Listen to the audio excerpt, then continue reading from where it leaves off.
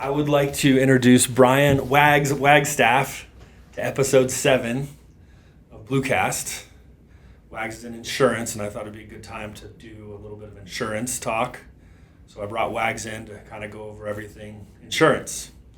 Why don't we start, Waggs, I'm going to call you Waggs because we're friends, but his name's Brian, but I'm going to refer to you as Waggs through our conversation because we're old friends.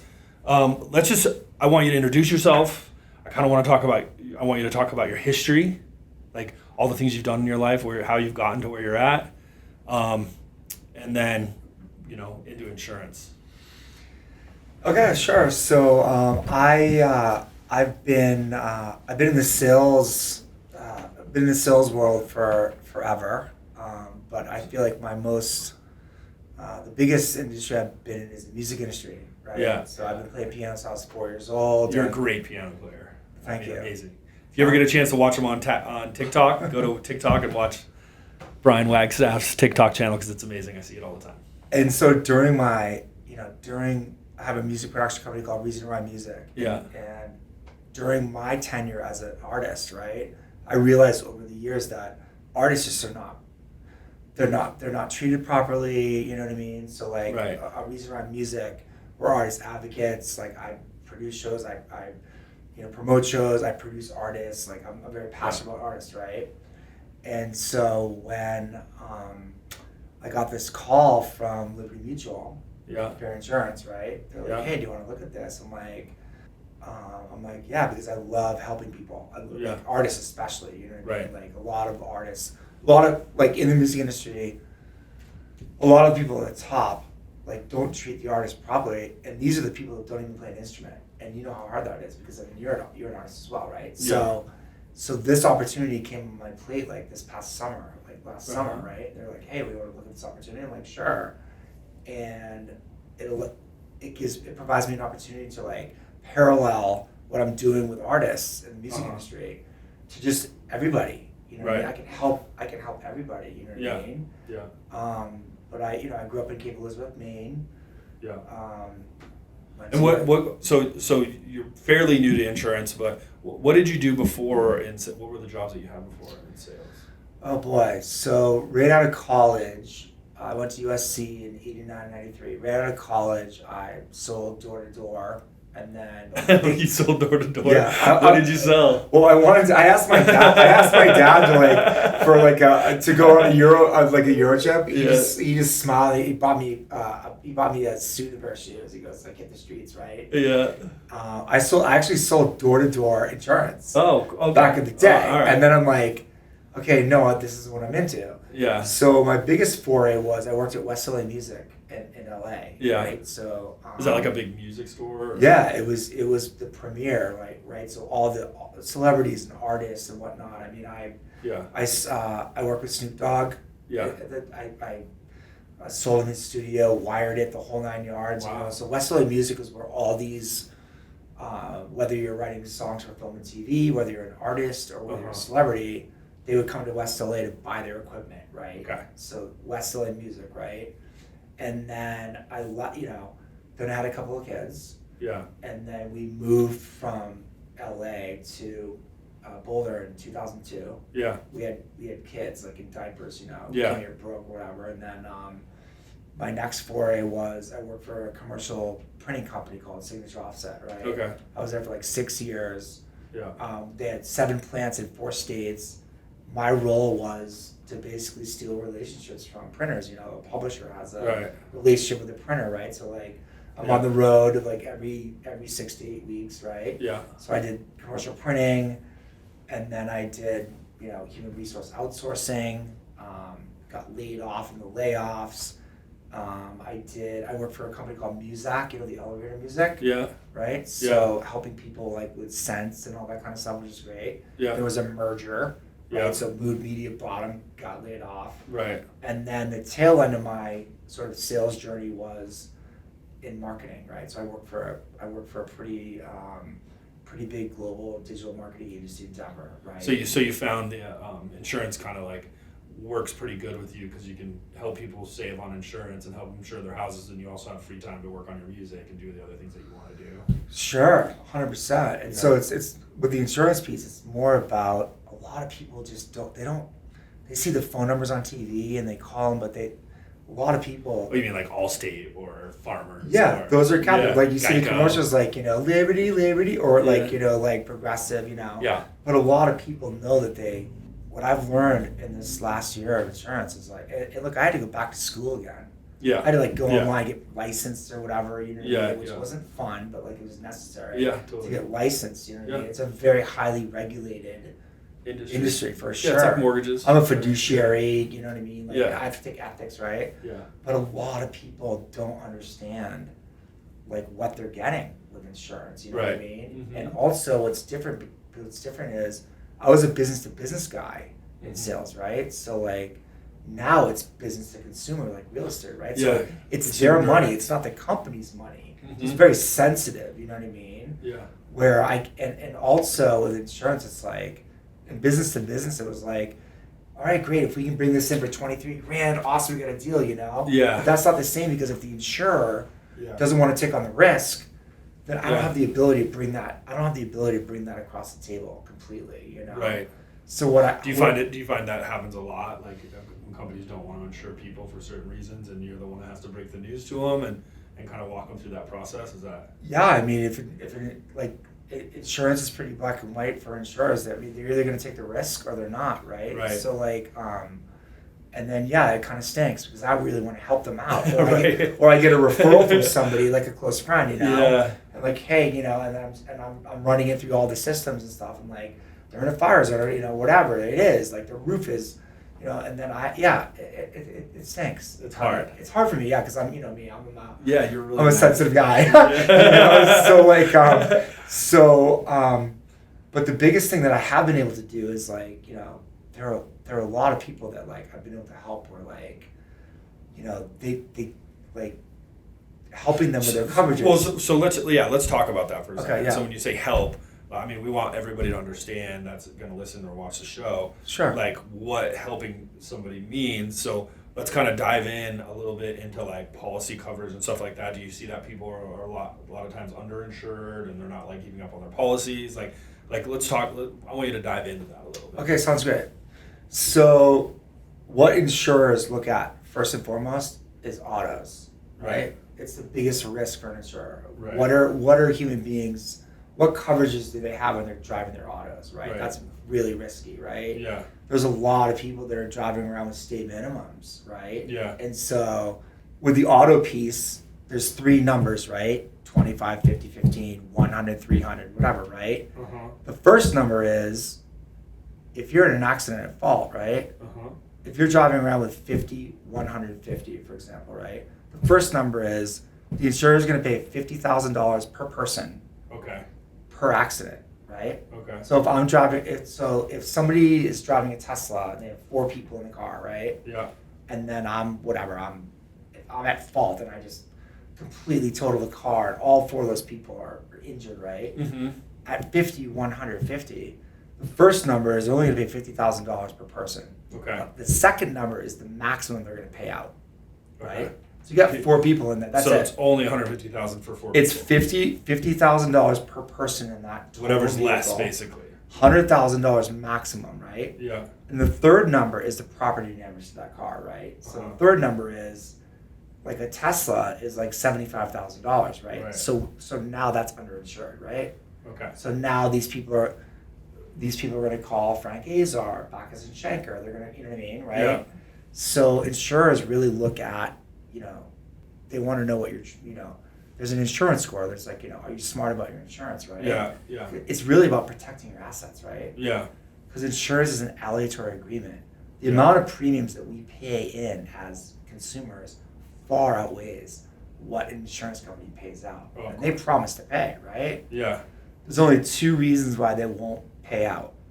The first one is you're not paying your premiums, right? Yeah. You're not paying rent, right? You get evicted. So are you saying, regardless of what it states on the policy, like the final number, 150 or 150, if somebody does get injured, they can get more than that amount than your coverage says if they go to court and stuff? No. If you're at fault, So if you're at fault, the insurance company would be like, that's all we're paying. that's it. That's it. Okay. Enter the umbrella policy, right? So what you're saying is if you're somebody that has like a lot of money, a lot of net worth, you want to make sure those policy coverages are going to cover, because you don't want to lose your house or your personal property or stuff like that. That's exactly what I'm saying. So like if you're a high net worth individual, you have a nice home and you're making a lot of dough and maybe you've got a rental property or something like that. Yeah. But you're driving around in your cars with you're exposing yourself to this enormous amount of risk. Right. That's it, right? So Yeah. you should be paying attention to what those numbers in are. this situation with a higher net worth individual, or regardless, you have a nice house or whatever, right? Yeah. You're making a lot of dough. You should be driving with at least 100, 300, 250, 500, Right. and then bring the umbrella policy in, Yeah. right? It's funny, I just wrote down umbrella policy. Yeah, they don't dole out umbrella policies. No. Insurers don't do that. They look at, insurers follow you around wherever you go. There's an insurance score, like a credit score, right? Right. So, So everything you've done in your life is like on your insurance score. That's exactly right. Same with life policies, because we sell life as well, right? So like any conversation you have,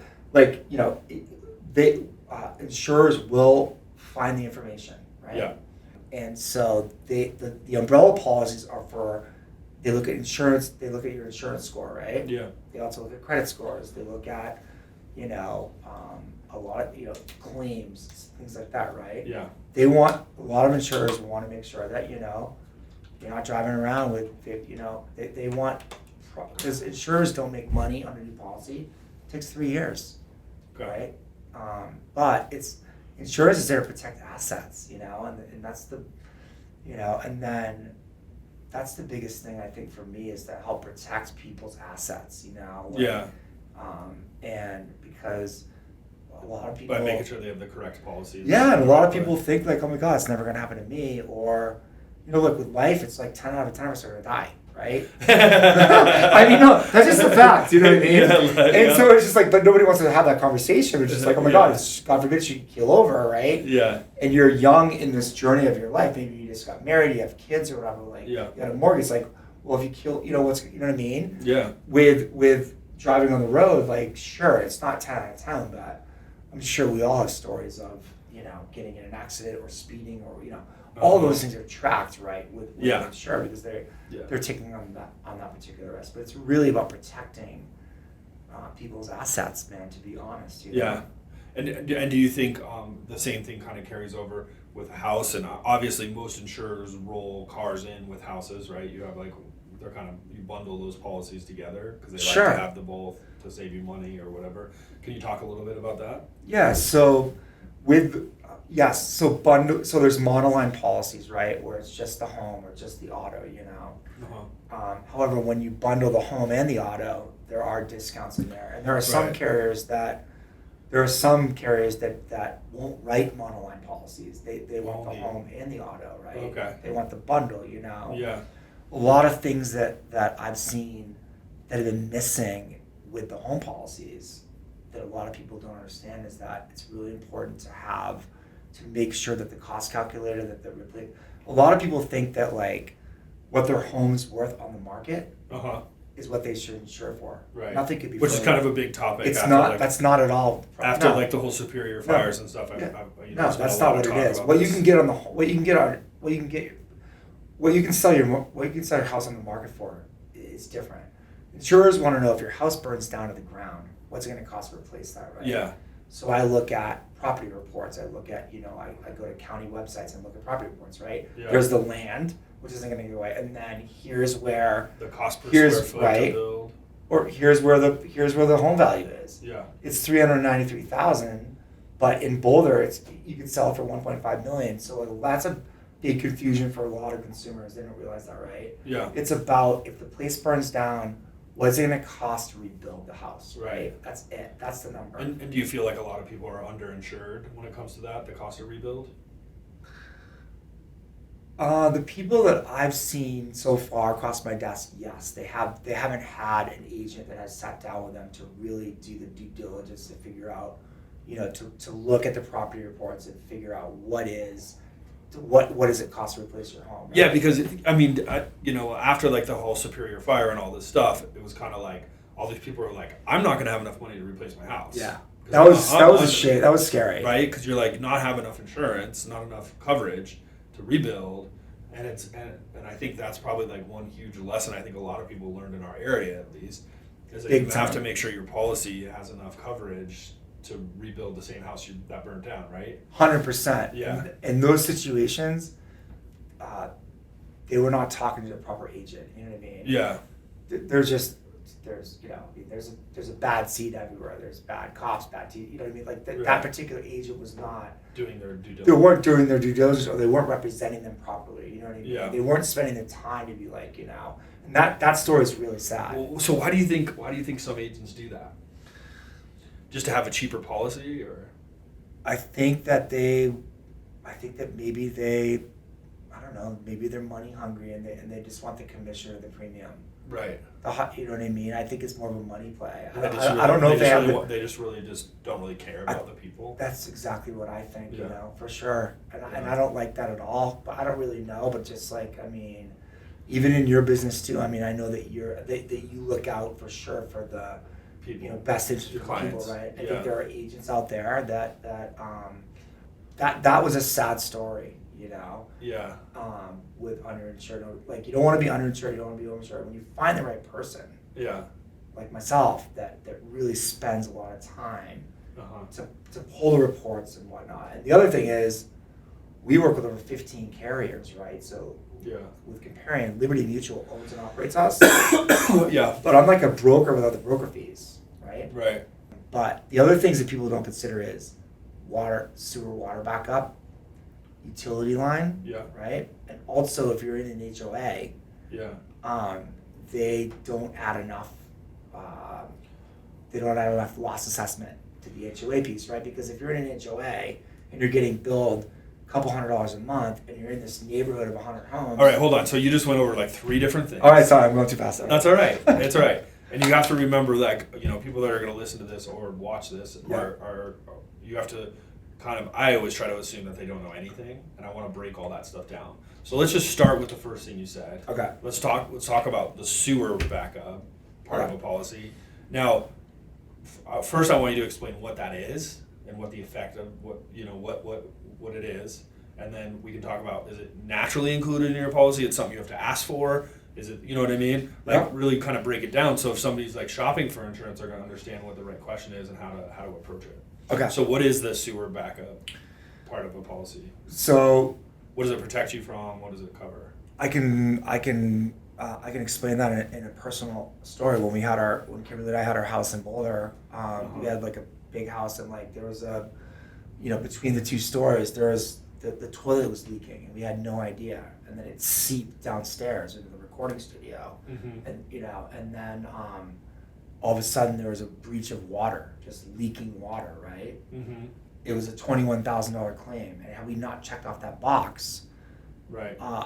Had we not added the water backup, right? Yeah. That protects that, we would not have been able to have been reimbursed for that money, right? Right. So you would have had to pay out of pocket. We would have had to pay out of pocket for that, correct?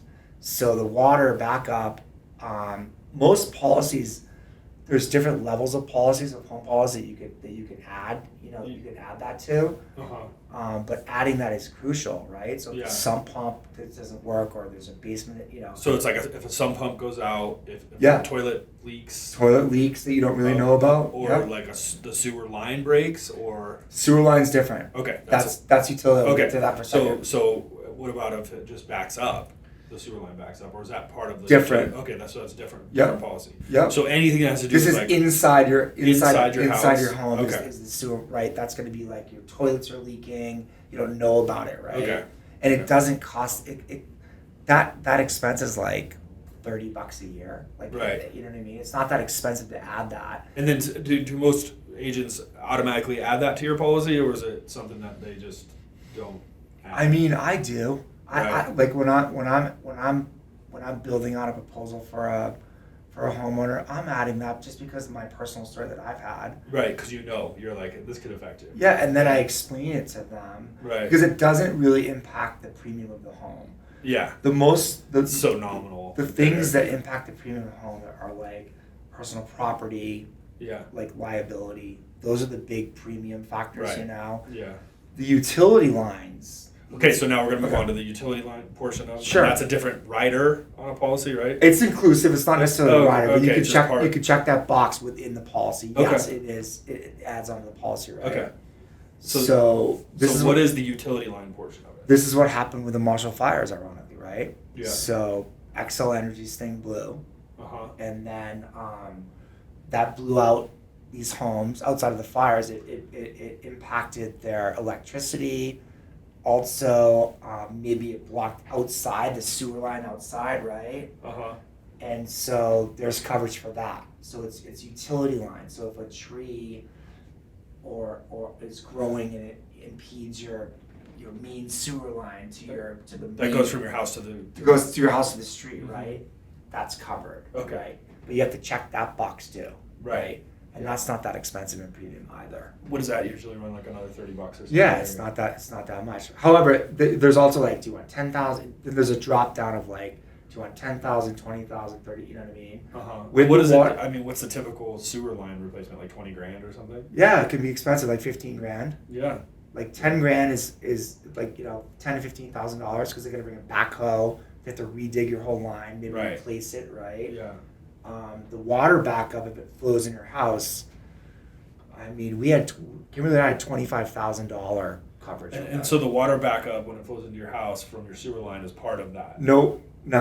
Okay, so that's No. a different part of the policy. The water coverage Uh-huh. is inside your house. So that's the previous policy Faucets. part that we were just talking Correct. about. That's exactly right. Okay. The utility line, Is just for the utility line. Correct. So electric. any other Sewer. water that comes in is classified as a flood. Is a flood, Okay. right? Is a flood. Yeah. So the utility line is power outage, electricity that jolts you, or Right. they mess with, they're digging, and then all of a sudden, you know what I mean? Yeah. Internally in the house, that's like all their fixtures, and if you have a nice house, Yeah. if the toilet leaks, you don't even know because you got 3 floors. Right. How do you know until Yeah. you find out, right? That's Yeah. the water backup inside. Right. Everything outside of that is flood, Okay. and that disqualifies it unless you have flood insurance. Yeah, and Right. most people here, unless they live on a creek or Unless they flood live zone- in a flood zone, Yeah. correct. Yeah. But those two coverages are really neat, right? Yeah. And my recommendation is always like with the water backup, with the sump pump and all that, Yeah. like $15,000 to $20,000, Yeah. and you pay your deductible, and the insurer will come out stuff. Utility line backup is usually like $10,000 is great, Yeah. because it happens, especially in new construction or if anyone's working around your home, Yeah. Let's talk about fire insurance. Let's talk about fire. It's a big topic. It is because I mean, I have a lot of clients in the mountains that are having a really hard time getting fire insurance right now. yeah.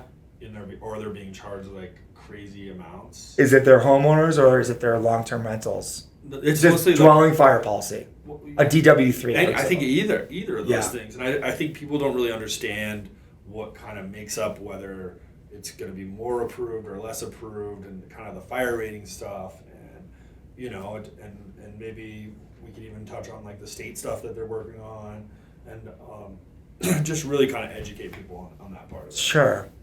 So Colorado is considered wind hail state, but also fire, right? So we're a wind hail state. So we have all. So you're saying we have all the bad things? Well, we're not like Not as hurricane. bad as others, but Colorado in the insurers' minds, we're a wind hail state, right? Okay. Also there's fires, right? Yeah. So the way that insurers look at fires is there's a score, right? There's a fire line score. Yeah. Can you explain that? Because I don't think a lot of people understand it. Right. So there's 3 elements. One is there how far away is a fire hydrant from your home? Right. Number 2, which is crucial, is how far away is a fire station from your home, right? Yeah. And the fire line score is based on brush. Like, in other words, if a fire happens, the fire line score is more like if a fire happens, is there brush around? Is there around gonna be, your house? Is there going to be a catalyst for the fire? Right? right? Like just around your immediate house. Exactly. And that's why people do That's exactly right. So around people your go property. in and like clear off their property, cut a bunch of trees down, have defensible space, right? Correct. Create defensible That's space. exactly right. Right. Exactly right. And in Colorado, especially in the mountains, I mean, clearly it's very fire prone up there, right? Yeah. There are things that you can Mitigation up there, right? Yeah. However, that's up to the insurer, right? And there are ways that we can communicate with the underwriter. Be like, hey, they've done this, they've done that, right? Yeah. To mitigate this from happening. Yeah. But Colorado is very tricky in certain areas, and what ends up happening is that, unfortunately, it's self-insurance, right? At that point, there's nothing that you can do if you. I know it sounds weird, but like. Well, I mean, if you're a mortgage company isn't going to, like, if they have a note on the house, Correct. They're not going to like be okay with somebody being like, okay, we lose our money if this burns down. Yeah, no. So they'll put forced place insurance on the house. That's right. But that's right. Is there?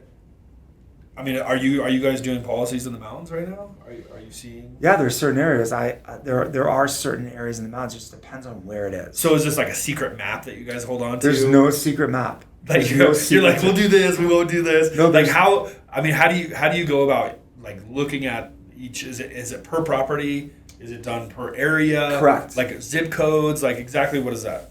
All the above, right? All of it.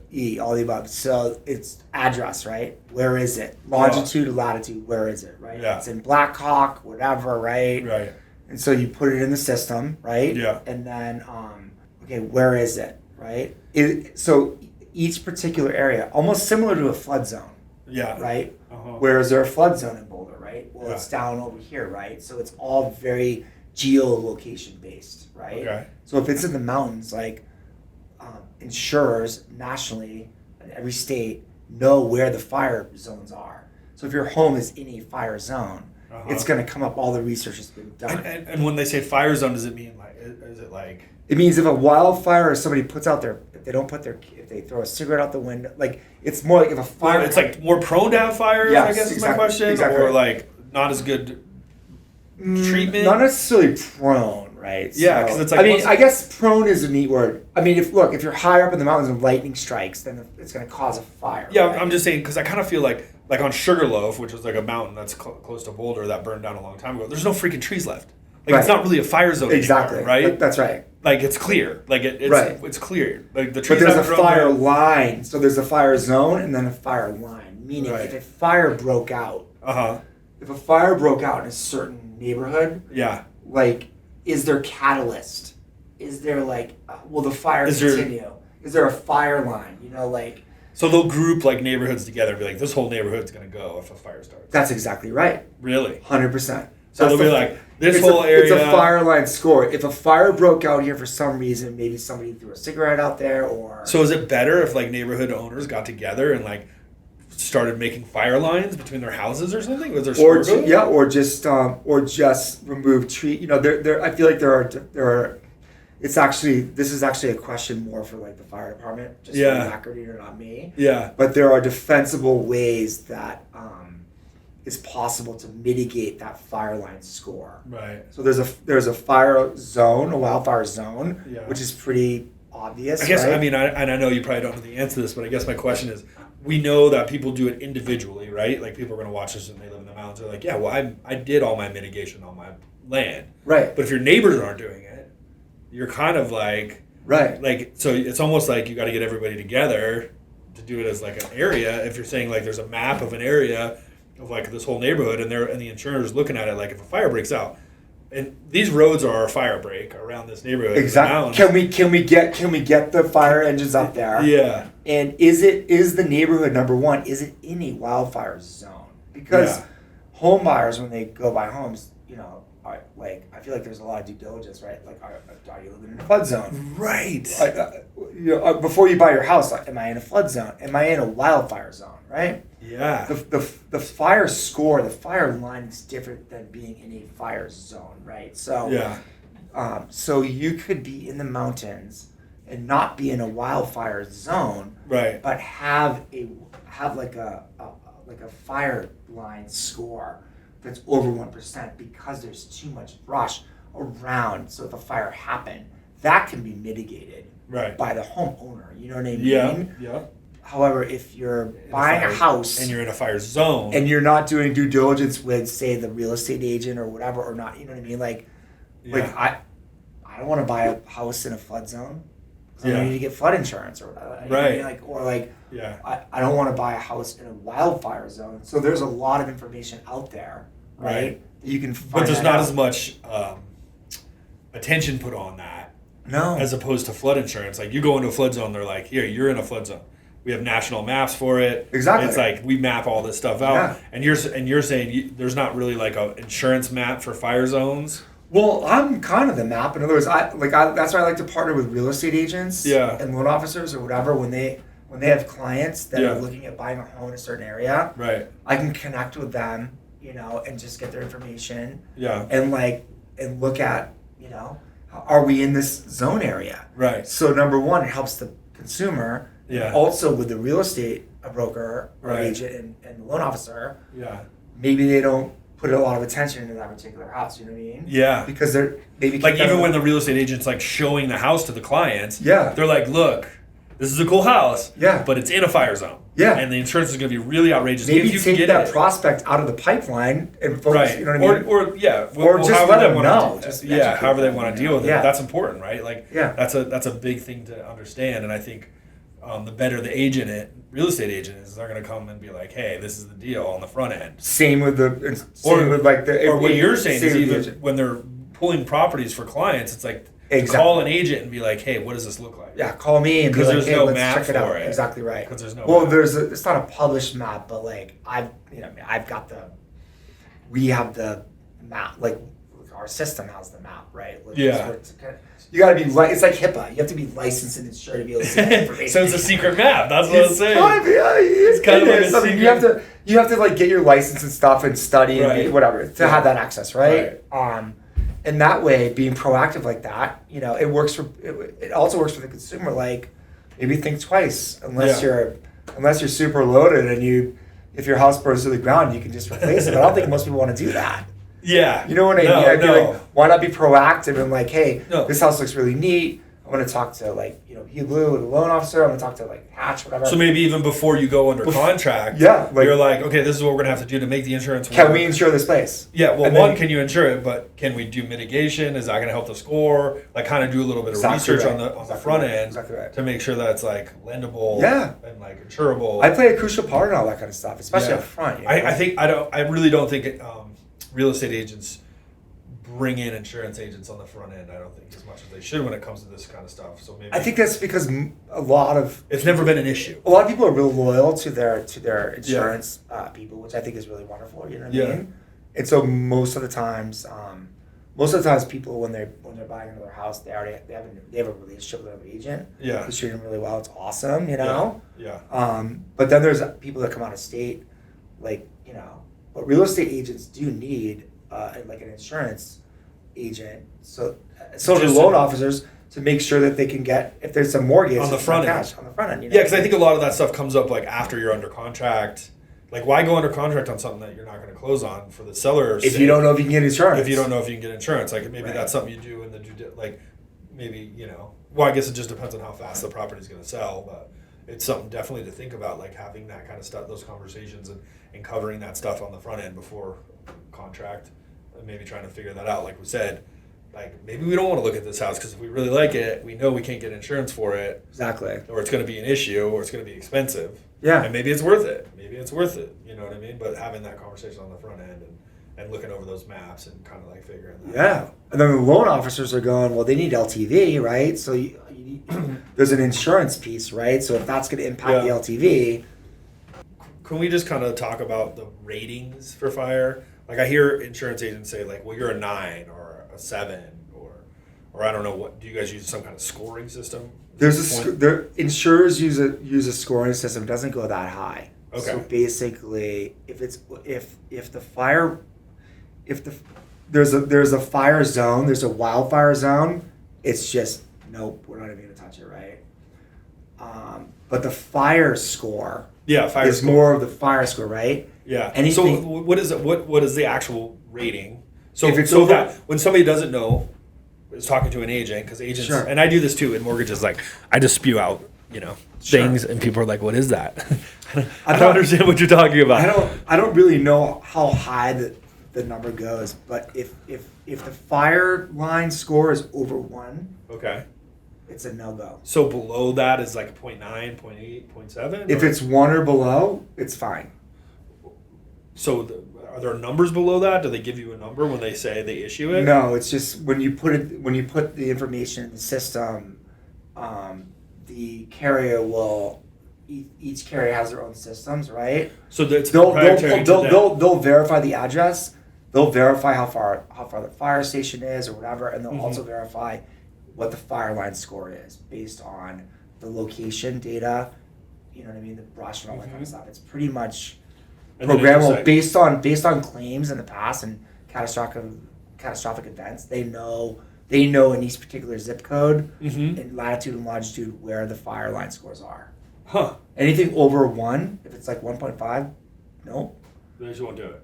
That's when you need a surplus lines carrier, right? No, I don't know what that is. So explain a surplus lines carrier to me. So a surplus lines carrier is a non-admitted insurer, right? So most admitted insurers operate in each state, right? A surplus lines carrier, the perfect example is like Lloyd's of London, right? Okay. Celebrities want to insure their hands, or their hair or their whatever, right? Lloyd's of London, that's a surplus lines carrier, meaning when no other insurance company will take a risk in a particular area, the surplus lines carrier comes in. Okay. It's a little bit more expensive, but they will take on the risk. And so you guys have those carriers? We do have access to those carriers. With fire insurance and stuff like that? Right now, we just brought on a surplus line carrier that's right now focusing on long-term rental properties. Right now, yeah. Chubb is an example. There's a company called Chubb. I've heard of that company. Yeah. They're a surplus lines carrier, right? They're not admitted, but they're able to operate in different states, and the premiums are more expensive, but they'll be able to cover what other insurers don't want to take a risk on. Does that make sense? So they're not admitted into the insurance company. They're not an admitted insurer. No, an admitted insurer is like your, the governor, the insurance general person is assigned by the governor, right? So any insurance company that wants to do business in any state has to be an admitted carrier, right? Okay. To do business here, right? Yeah, I didn't understand. However, surplus lines carriers can come into any state, and they have to apply to be a surplus lines carrier to do business in any particular state, right? Okay. Because the head of the insurance, and every single state has one, their whole goal is to make sure that insurance is affordable for everybody. Fair. That's it. Yeah. 100%, right? Yeah. Insurance companies can't jack the rates or whatever, you know what I mean? Even though they do. And they do, because we could talk about that in a second of why. Yeah. But as surplus carriers come into these states, right, where no other so they'll allow them to come into the states so that they can insure the people in the states. Yeah. And it costs more money when no other insurance carrier will take on the risk, right? Yep, I understand fully. So that's a surplus lines carrier.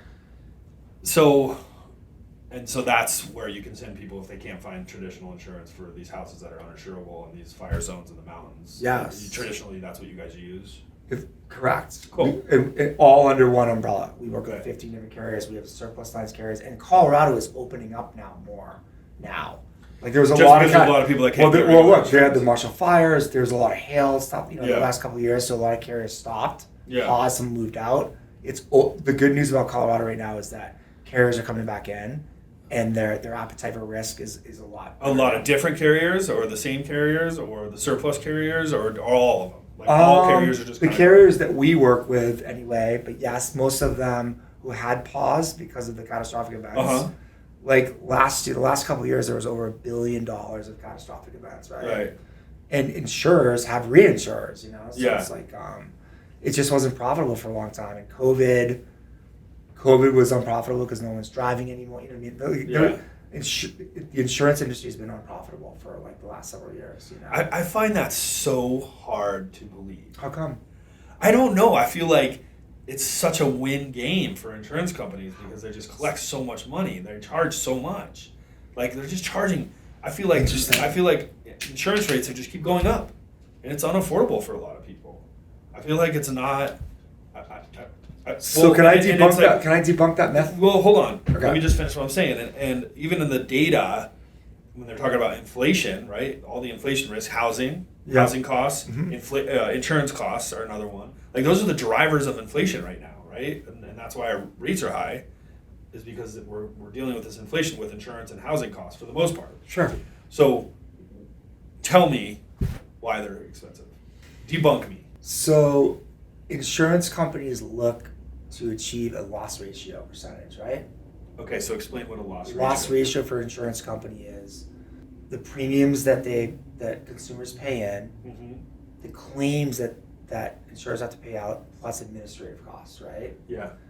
And so insurance companies promise to pay claims. So they have to have reserves, right? Yeah. So they're not as all these major insurance carriers, oh my God, they're billion dollar, they're really not. Like, and then with the reserves they invest, right? They invest that money, right? Yeah. For different products, Yeah. The reason why insurance rates are increasing is because of a few different things. Catastrophic losses, right? Uh-huh. Cost of materials, right? Mm-hmm. Cost of labor. Automobiles are a lot more expensive. It costs a lot of money to fix an automobile, right? It's really like labor and cost materials, right? Yeah. Also, the one thing that we didn't touch on is roofs. Roofs. Yeah. So the cost to redo a roof is. I mean, no one's like if somebody is. So if you're grandfathered into a policy, you've been with a carrier for a very long time, but your roof is now 25 years old. Yeah. You're in every single with a homeowner policy, the roof is the most important thing, right? Right. It is. The younger the roof, the lower the policy, right? Because that's like the first thing you replace. Well, I mean, if there's a peril that happens, if it's a hail or windstorm, and the roof's old, it's going to come inside your house and destroy everything. Right. You know what I mean? Yeah. So, like, bringing on new business, some carriers don't want to touch a roof that's 10 years old. Right, you know what I mean? right. So, Yeah. but if you're grandfathered in, which some people are, Yeah. the premiums keep going up. Right. Meanwhile, there's a lot of roof replacements, which are like, $30,000, Yeah. A lot of the hail and wind damage in Colorado has Yeah. been very catastrophic Yeah. too, right? Yeah. So, I mean, The insurers... cost of doing a roof has probably gone up because of the It's materials. huge, yeah. Materials, So do you labor. think, like the cost of these materials and all, is going down. It's on record now. Like, do you think there's like a lag time? And this is just, I don't expect you to have the answer. This is more of a conversational piece. Sure. Like, do you think over time, so it's a vicious circle because all those materials got expensive over COVID because nobody was making them, whatever.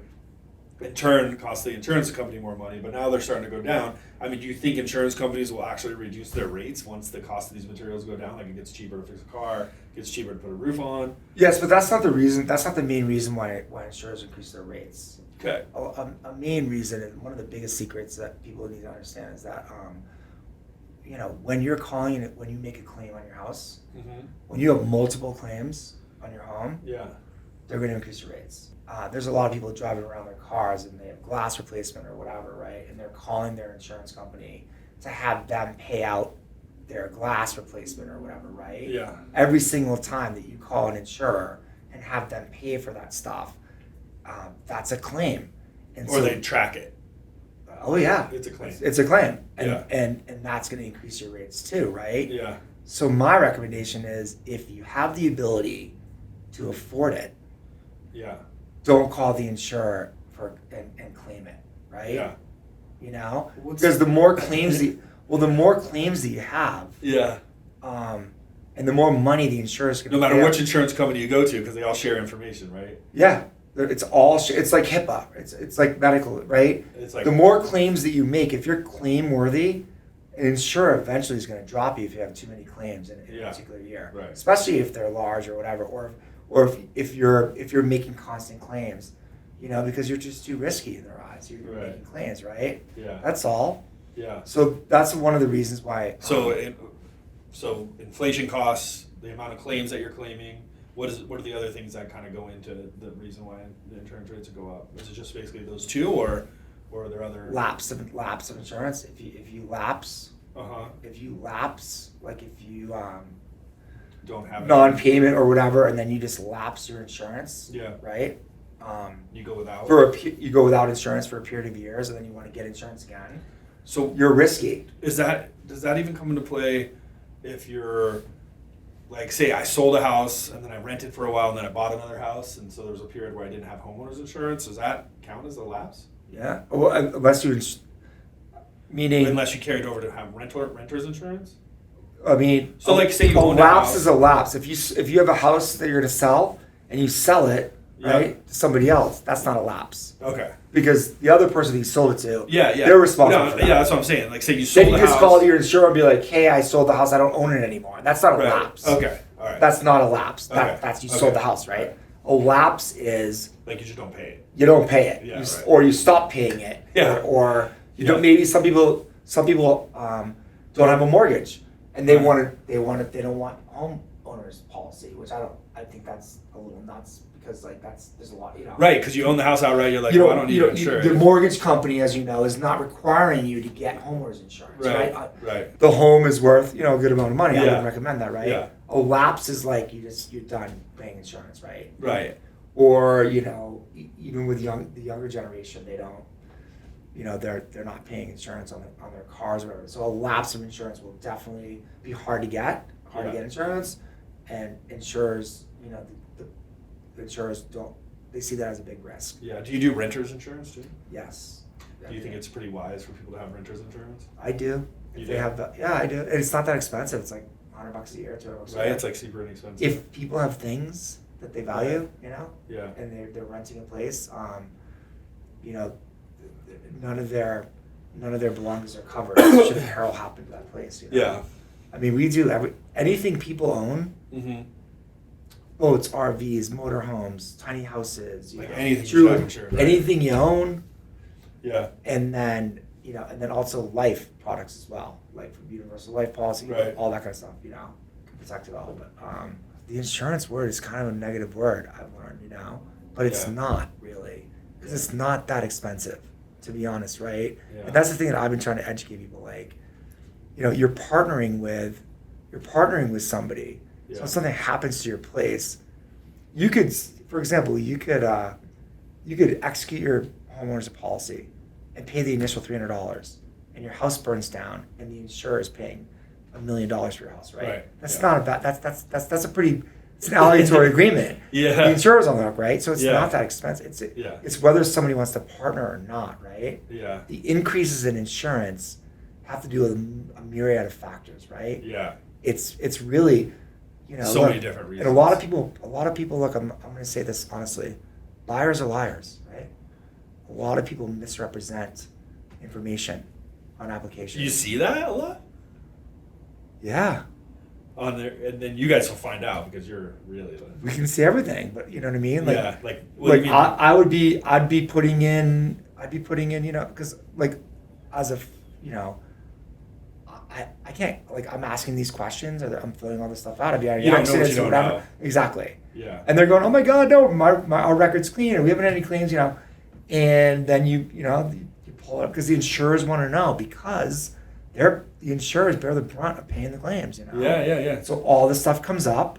And then you have to go back to them and be like, well, actually. No, it just increases the rates. Yeah. Of the, and I'm like, here's why. Here's why your rates are high. But it's very delicate balance. I'm not calling somebody. It's very, very delicate. Right? Yeah. Because they're telling me like, oh no, I haven't done a speeding ticket, and then and then you find out the guy's got a heavy foot. It's like, but I'm not that guy. I'm just like, okay, because with auto insurance, you pull MVR records, you pull everything, you pull claims, everything. Yeah. Life insurance, same. Every conversation anyone's had with their doctor, ever, any medications, ever.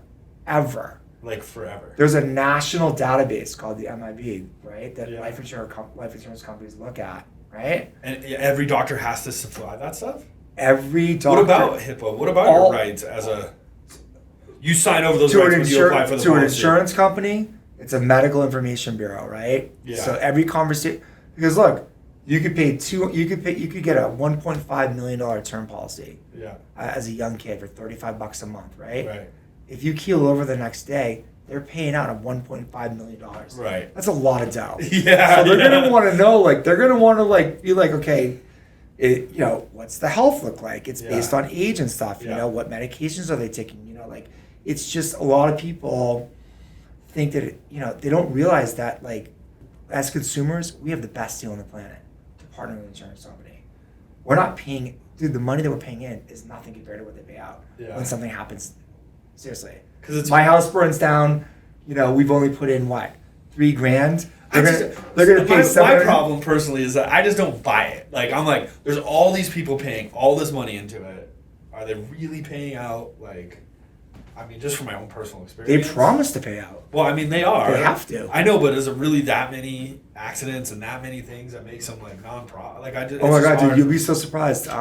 Last year in the United States, I think it was like almost $2 billion of catastrophic losses across the country. Right. Does that include hurricanes, floods? Oh yeah, Hawaii. So you have Hawaii right now, which is insurers have pulled out. It's going to go government subsidized. Right. California now is going to go government subsidized. Right? Florida's getting close, right? Yeah. And so government subsidized is fine, but you cannot get the right coverages because it's a lot more expensive. It's a lot more. I think it's kind of like what you said, right? With the homeowners. If I don't really understand. No, I'm pretty sure. If somebody buys a house and it just pays off the note. It just pays off whatever. Yeah, it doesn't have all those protections of personal property. You don't get anything. Right. So that's. I don't know for sure, but I'm pretty sure that's how it works.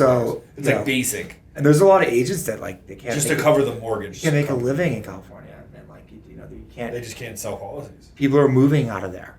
Right. Not only agents, but people are reevaluating what. And look, in California, there's a lot of wealthy people. There's a lot of people that are moving out of those states because they can't get insurance. Yeah. They're moving to places that are more safe. Right. Colorado, we're actually okay. There's wind, hail. It's not. There's no hurricanes. I understand. I think there's a lot of people probably don't feel that way, but. Compared to other states is what you're saying. We're doing pretty well. Yeah, we're doing pretty well. And the reason, look, there's captive agencies, right? Comparing with the agency I work with, we have a carrier panel of 15 carriers. They each have different risks. Yeah. And so, it's important to just take a look and shop it around. You know what I mean? Yeah. Captive agencies are your Allstates and your, stuff you see on TV. Yeah. But having the ability to shop all these multiple carriers that want to take on different. Some carriers just want to do long-term rentals. Some carriers want to bundle the home and auto. Right. Some carriers will take on. There's a carrier called Foremost. It's amazing. They will insure houses that are under $500,000. You know what I mean? So there's. They're we'll do anything under $500,000. Yeah, and then there's carriers that'll do $2 million. And then there's carriers that will take wildfires risk. So it's just. I feel the most important thing is that people just sit down with somebody that knows this stuff and educated in the different things that different policies. Yeah, and get the umbrella policy. And a lot of people combine their umbrella and their jewelry and stuff under one roof, but we can separate those things. So if you make a claim on your umbrella or your jewelry, it's going to impact your home policy, so that's going to go up. Right. Does that make sense? Yeah. So separate all these things. Yeah, exactly. Yeah. Well, what kind of advice do you have for new homeowners coming into the market when they're shopping for insurance and, kind of just what are the things that they should be looking out for? What's the advice that you would give yourself on the first time you got insurance on the first house you bought? Sure. I think number one, am I in a flood zone? Am I buying a house in a flood zone? Yeah. Right, because flood insurance is expensive. Or fire zone it. Or fire, right? Where's the home, right? Yeah. Yeah. Second would be the condition of the house, right? Yeah. How old's the roof? Yeah. Look, the roof is gigantic. The roof is enormous. That is one of the main factors. Yeah. Roof, yeah. plumbing, electrical. Yeah. Those are huge factors for an insurer's risk, right? If you have a 3-year-old roof, I mean, it's amazing. You know what I mean?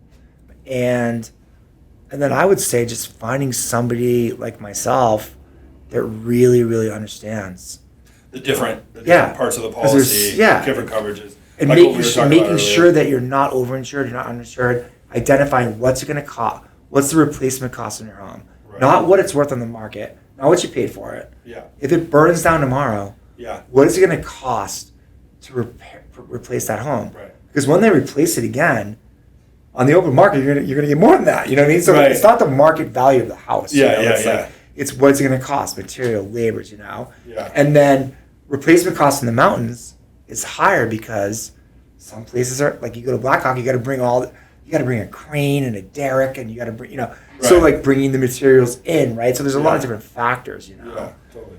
But I mean, I feel like just sitting down. People coming to Colorado, like before you buy a house in Colorado, are you in a fire zone? Yeah. That's it. Are you in a fire zone? And are you in a flood zone? Right? Yeah. And that information is easy to find out. I can help with that, right? Well, and just sitting down with somebody that knows all the different facets of all the stuff we discussed in this podcast. Yeah. Just like, taking the time to kind of explain all those things. Yeah, do some upfront work, because not just being like, okay, can I just get insurance? Because I know when I bought my first house, I didn't really know what I was doing. I was like, can I just get some insurance? Yeah. Just like you would with your car or whatever. Yeah. You need insurance. Yeah. You're like, you don't understand the intricacies of what the insurance is. And I don't think a lot of agents take the time to sit down and explain that. No. And really kind of doing your homework and understanding what you're doing and understanding what you're getting. Yeah. For the consumer, for sure. Yeah. And finding somebody, whether it's me or whatever, somebody, is passionate. That cares. It's really important to work with people that actually care about you. Exactly. And you're not just a number, right? You're just there. I think so. And I do care. I'm very and it's like, with the real estate person that's representing the home, it's like, I care about them too. Like, look, I don't know if you can get the deal done because if it's a mortgage, outside of cash buyers, it's a mortgage, and you guys need. Pretty sure y'all need insurance, right? So like, let's maybe let's sit down and figure this out, and then maybe don't take on that deal or something, which sounds awful, but I'm just saying, like, I mean, it's a factor though. It's a factor. Like, why take that in your pipeline? I mean, y'all work so hard too. At real estate deals, they take a long time and all that kind of jazz, right? It's a lot of work. I understand it. We're very symbiotic in that way, right? So like, understanding if I can help real estate agents and loan officers be like, okay, well, here's what the insurance is going to cost. Yeah, like it on the business side, it's a very crucial piece. I like I really like the whole idea of like getting you involved earlier, especially with all the mountain properties that we do. Yeah, I do specifically. I think it's really important to kind of like get that on the front end before you even go under contract. I think I'm going to start like discussing that with my realtors, understanding where the fire maps kind of are, maybe getting educated in that, because I have clients that are calling me and be like, dude, I got dropped on my insurance. I can't get insurance now. Yeah. They've owned the house for a year and they're like, their insurance is like doubled.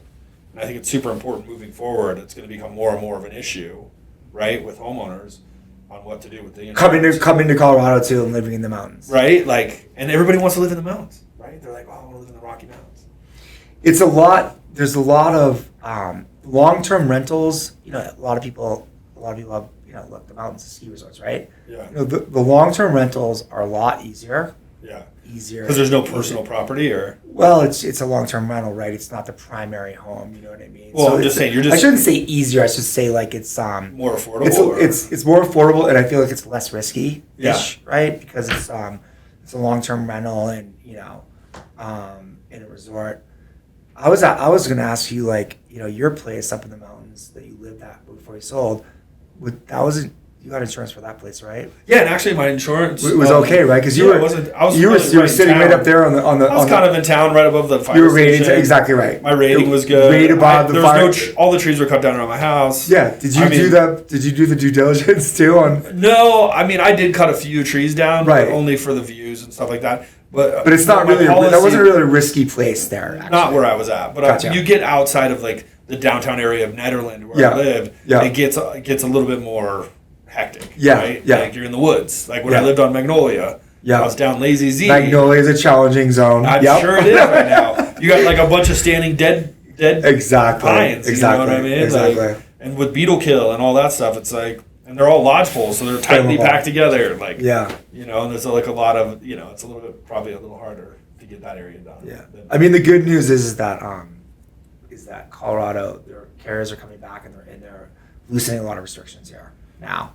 Yeah. Well, which is really awesome. I'm glad we just covered a lot of topics that it doesn't really matter where you're at in the country. Like, these are the things you have to look at. Minus the fire stuff, you still have flood insurance, or all that other stuff. Those are the bare bones. Right? Yeah, like it kind of covers a lot. Insurers don't want to touch if you get flood. Well, no, you can get flood insurance. Actually, I should say, let me clarify that. Insurers will still cover your home, but they'll require that you have flood insurance. I wonder why they don't have like fire insurance separated out, like flood insurance. Well, that's inclusive in any home policy. I know, but like that's a basic peril. Why wouldn't they just move towards like the flood zone stuff with the fire zone stuff and be like, okay, we'll insure you, but you have to have this extra coverage, and it has to cost you this.